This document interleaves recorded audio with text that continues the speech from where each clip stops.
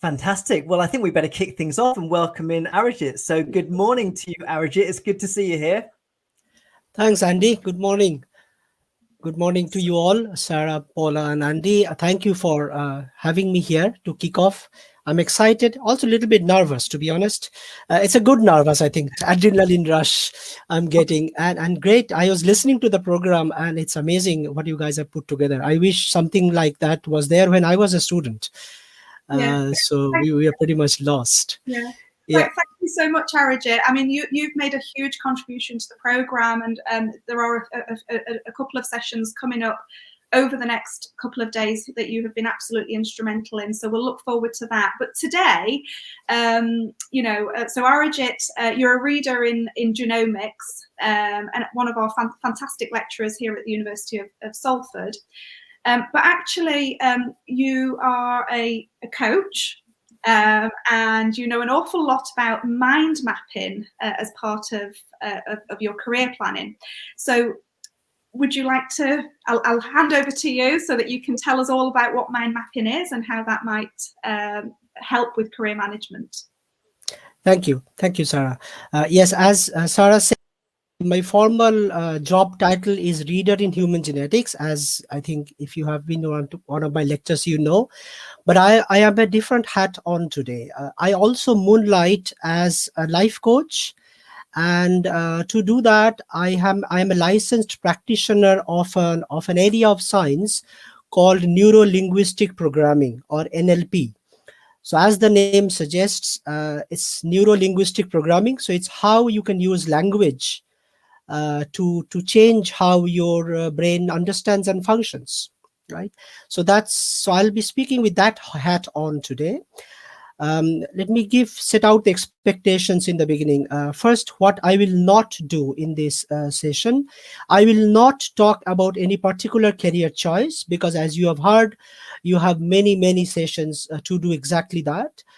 What I'll do, as Andy has pointed out, and also Paula and Sarah has pointed out, that now more than ever, these sessions are very important because the career options are changing in a very rapid pace, which means the one skill you must have is resilience and your ability to change.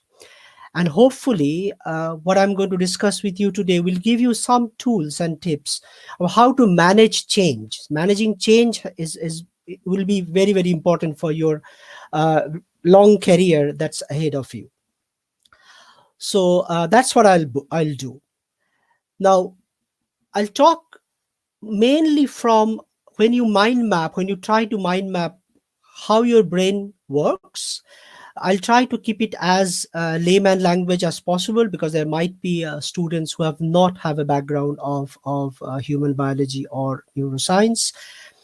So to start off, I'll first say that you know that your brain is your master, right? Your brain is like the headquarters of everything that happens in your body and your mind. But have you ever thought that the brain is actually blind? Brain doesn't have any senses by itself. So brain depends on your inputs that you give through your eyes, ears, touch, taste, these 5 senses that we have. So brain is blind. Brain cannot see or feel anything without those inputs, which means if you can control the input, you can control how brain interprets and understands it. Okay, so this is the line of conversation I'll try to engage you with. So brain is your blind master. So what the brain cannot do, it cannot handle a not command. So what do I mean? If you say, I will not eat ice cream, you can only think about ice cream. If you say, I will not snack while I work, you will only think about snacking while work. So brain does not understand a not command, a negative command.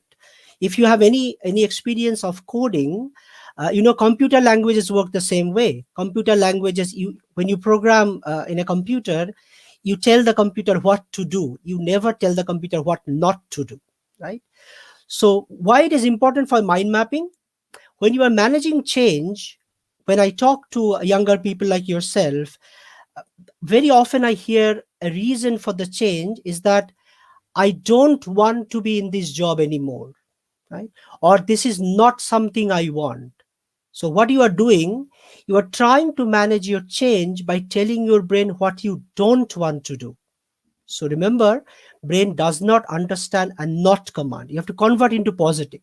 So if I bring back the chocolate and snacking example, so you say, I will only snack in the pantry. So which means you have to go out of your desk and walk somewhere to eat. So that will be a discouraging factor for you to snack. So that way you can convert a negative command into a positive. So how it comes to the career option when you're managing change, you don't think what you don't want to do, you think what you want to do. What is that you want to do? What is that you want change from your current job to the next job? So if you focus on that, your brain will map it better and you will be excited for the change, and that way you will manage the change better. And when you make the change, automatically you will leave the current job that you don't like.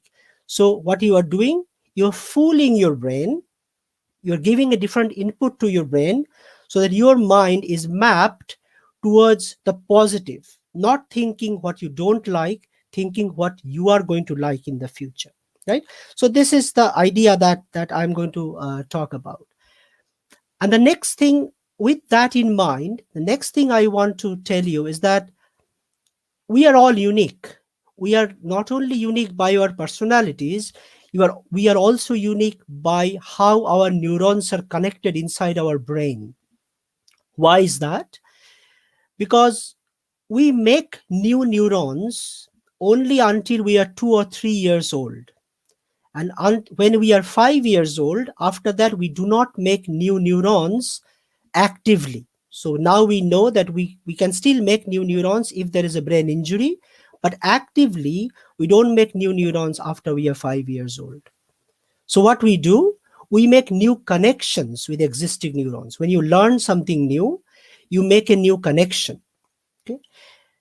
But early on in your life, between 2 to 5 years of age, you lose a lot of neuron. We are born with many more neurons than we have in our adult life, and we lose neurons. Which are the neurons we lose? Those doesn't get stimulation. So we lose those neurons for which we do not receive a stimulation.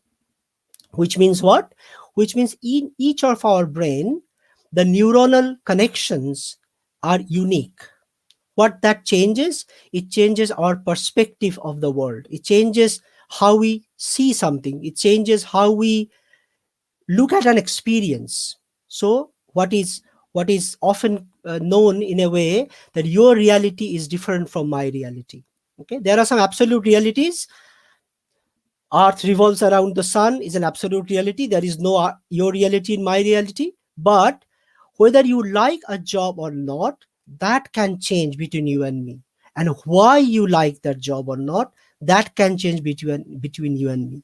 So what I'm trying to do is that I'm trying to tell you how, if you are aware of what is your reality, if you are aware why you like what you like, how that helps you map your mind and how that helps you manage change, right? And so this brings to the point where I'll borrow from a very famous public speaker called Simon Sinek. So Simon Sinek has written a book called Start With Why, and that's where I'm trying to get to. So when you know the why you are engaged in something, it helps you. How? So let me borrow from Simon Sinek how he explains. If I tell you that will you buy a music system from IBM or will you buy a music system from Dell, you will probably tell me, no, why? They make computers, right? But if I tell you, will you buy a music system from Apple, you'll say yes, you probably have one. So when you think of Apple as a company, you have no problem buying the computer, music system, any other entertainment system from the same company. You don't worry whether they make computers or not. But if you think of another computer making company, can be IBM, can be Microsoft, can be Dell, you don't feel as comfortable buying a music system from them. So what changes? The talent pool to make computers, to make this technology is the same. So what changes? Where does Apple appeal to you, which these companies don't? Okay, it's just an example. There are many such examples. I'll come to another one very shortly. It appeals to your why. It appeals to your core of your being, core of your neuronal connection, if you will, and that motivates you. So where does Apple appeal? It connects with you with the user experience, right? It connects with you in your value system, with how you want to be seen by your colleagues. So that way, yes, it is clever marketing, but that works. That appeals to your why. Whether the other companies I mentioned, they appeal to your what. They say what they do, and then they say why they do it. Whereas Apple says why they do it, because they want to connect to your why question, and then they say what they do. They say we make computer, music system, and so on and so forth. So then you are comfortable. And why I'm talking about this in mind mapping? Because the why question connects to the limbic part of our brain. If you don't know what limbic part is, don't worry. So there is a part of our brain which does not understand language. It does not understand any feeling. Sorry, it doesn't understand logic. It understands only feeling. So limbic part of our brain, the core of our brain, the core of our being, understands only feelings. It does not understand any logic. It does not understand language. But the what question is understood by our cortex, the front of our brain, and that part understands logic, understands language. So the why, your core value system, who you are at the core, is actually connected to the limbic part of your brain that you cannot explain. Let me give an example. Again, I'm borrowing from Simon Sinek, Start With Why book. If you think of somebody you love, can be your partner, girlfriend, boyfriend, any other person that you strongly feel an emotional connect. You love somebody. And if somebody asks you, why do you love that person? You will give a lot of examples. That person is funny. That person I like to spend time with. But there are many, many people that are funny. You don't love every funny person, right? So you can't really put a word to why you love somebody, why you fall in love with someone, right? Why? Because it connects to your why, connects to your core. There's no logic. It's only feeling. So when you're mapping your mind, if you know why you are doing something, it's easier for you to manage change. Let me explain that a little bit. Again, I'm coming back to the Apple example. People queue up. When Apple launches a new product, people queue up overnight. They pay a premium price. They want to be seen as a part of that community. That appeals to our why. That's who would like to think we are. That's how we like to be viewed by our peers and friends. Yes, that's clever marketing, but it works to a larger part of the society, right? So you're not thinking what? You are not thinking their processor speed. You're not thinking about their RAM. You're not thinking about their hard disk. You're not thinking about the technology. So you're not using logic or language. You are queuing up for Apple because of your feeling. So if I map it back to your career, if you can relate why you chose your undergraduate program, if you know why you have done that, that why will help you map to the possible career you might like. And then, because if you connect to your why, the what can be multiple. What was told by Andy in the beginning, that you can have multiple career options, but we are the same person at our being, at our core. And all the whats are connected to this one why. And it is important to know, I'll give a couple of examples before I end. Important to know because as an adult, we make around 14,000 decisions daily. In a 24-hour program day, we make about 14,000 decisions. Many of them are minor, what I'll eat, what I'll wear. Some of them are major, like what undergraduate program I'll go for, which do I live in with my partner, right? Do I settle down with my family? Which career option? These are major options. Now, if we know why we are taking an option, why we are making a decision, it helps us to plan the what. If we don't know, then we go from one job to the other without really knowing what is driving me the change. And that way we are never satisfied. But if we connect to the why, then I know that, okay, I can change to this what, to that what, I can connect to the same why. So let me give my own example, and then I'll connect to some of the possible examples that might apply to you. So I am an academic for last 20 years, is because the part I enjoy the most about being an academic is talking to younger people like yourself, right? So that's my why. That's what I really enjoy. So being a lecturer in a university and a researcher gives me that opportunity to regularly interact with younger people who are interested and passionate about science. So that's my what, but my why is that I enjoy talking to younger people. So the reason I also do life coaching is because that's another what that connects to the same why, right? So like that, I can think of 10 different things I can do, which will all connect to the same why, right? So let me share one example that might apply to you. So if you have done a biomedicine undergraduate degree or a human biology undergraduate degree or whichever degree you have done, if there is a reason, so I'll use the biomedical example. If you have done biomedical degree because you want to help people, then that why can be used in other career options also. If you don't want to be an academic, or if you don't want to be a biomedical scientist, you can do other things connecting to that why, right? A lot of people want to work on cancer, for example, and very often I hear the trigger is that they saw one of their friend die, they saw one of their family member die. So that's their emotional connect, that's their why, right? That's why they want to use their knowledge to work on cancer, right? And I'll end by saying, when you are thinking the why, only one thing it should not be. It should not be because it gives you better job, because it gives you better salary. Those whys does not work. Why it does not work? Because again, they are logical, rational, that your core of your brain, the limbic part of your brain, does not understand. It only, your actual drive is your emotional connect. And so I will leave you and look for any questions that you might have with the final statement that your why is your emotional connect, is your emotional being, is who you are.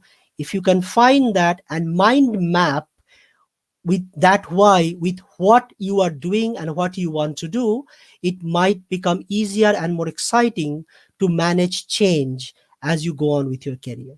Thank you very much. I'll stop now and see if you have any questions. Wow, thank you so much, Arijit. That was fantastic and incredibly helpful, I think, for students. Sarah, what was your take on it? Honestly, as you were talking, Arijit, I could relate to what you were saying in so many ways. So when I decided to stay on and do a PhD after my undergraduate, the why for me was probably because I just loved the university environment so much, and I couldn't envisage myself leaving it. And just like yourself, now being an academic, I really love connecting with young people and finding out what their plans are, and it's a real motivator with the highs and lows of academia. So yeah, absolutely brilliant. So fantastic. Thank you. I don't know whether there is any question that I need to answer. So we've not got one in the audience at the moment, Arijit, but I'm curious to know what you think is like, what's the first step somebody can take as a student just starting off to think down this path that you'd like them to go? So what I normally tell people that sometimes it's difficult to know your why. It's not straightforward, because as I said, when we try to think, we use logic, and that part does not understand logic. So what helps me, and from the feedback I know it helped others as well, to ask somebody that is close to you. So ask your partner, ask your parents, ask your friend, that what do you think motivates me? and they can give you perspective that you are blind to. That's your blind spot, basically, right? And that kind of sometimes, oh wow, I did not realize that. So like my school friends told me that, you have been doing this since you are 15 years old. I had never realized that. So that kind of brought me the awareness. So that might help to know the why. And to specifically talk about career, I think it will help them in the beginning if they know, if they have a reason, emotional reason for the program of study they have chosen. And if they can connect that, then it will be easier to map to what all they can do that will keep connecting to the same why question. Yeah, certainly. I think that's also great advice. In our sort of final year of undergraduate, we have these mock interviews. And I know that certainly the students that do really well begin by introducing themselves with this sort of emotional connection to what they're doing and where they want to go. So that's incredibly helpful. Thank you so much for being here, Arijit. And it's great to get this insight, and look forward to seeing you again soon, hopefully in person. Yeah, hopefully. Thank you. All right, take care. Bye-bye.